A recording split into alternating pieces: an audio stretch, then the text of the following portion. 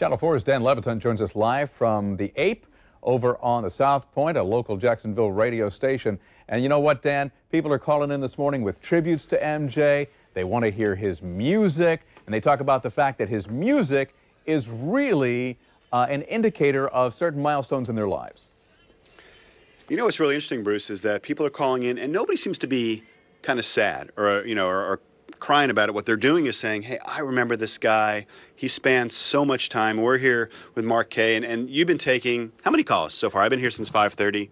Yeah, the phone started at 5:30, which is great because it means, people have been wanting to talk about it all day. We've blown off all of our regular bits, all of our regular programming, and just been talking about Michael Jackson. We've been trying to figure out what the favorite song is. We've gotten votes for everything from Thriller to Smooth Criminal to PYT. Everybody has an opinion, and everybody has that favorite song. But what's really cool is the age groups. I mean, we have a lot of younger kids that are listening, but I just talked to a 13-year-old girl who's really upset because she and her friends love Michael. Right. I talked to people who are in their 50s and 60s who, remember taking their kids to see Michael Jackson as well. So, I mean, he's definitely, for 3 decades, been in the music scene and been a cultural icon that everyone really who's listening to the radio and watching TV today has a memory, and they're affected. What's the #1 song so far?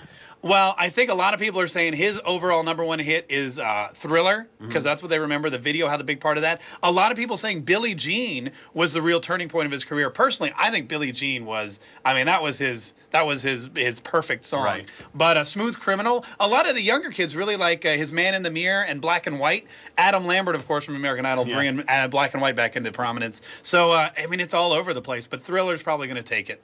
Did you ever, you've been doing this a long time, did you ever have a chance to meet him or at least attend an area where he was? I met a lot of the Jacksons. Michael was not one of them. The biggest Jackson I ever interviewed was Janet Jackson. Right. Spoke to her once in Philadelphia. Great lady, very nice, very open. The whole family, they've all had their drama, they've all had their problems, but I think the key about all the Jacksons is that the music is what kept them together, and that will always be their legacy. And even now, yes, you have some negative comments and people calling in, but for the most part, people are taking this day to remember Michael Jackson, the artist, and the music that he left behind. That has influenced pretty much everybody that we play on this station. I haven't really heard, and listening to the calls you've been getting, I haven't heard any really negative comments. Yeah. It's all been kind of like, I remember this guy.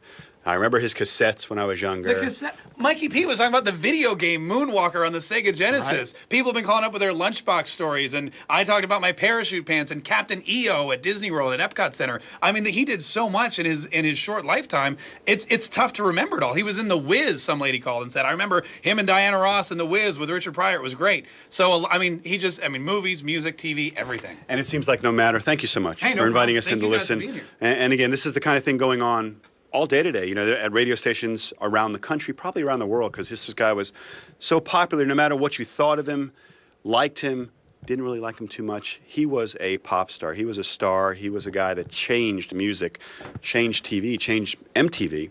Just obviously a brilliant artist. And again, a lot of people today will be remembering this guy. We're live on the South Side. I'm Dan Leviton. Back to you guys. All right. Thank you very much, Dan.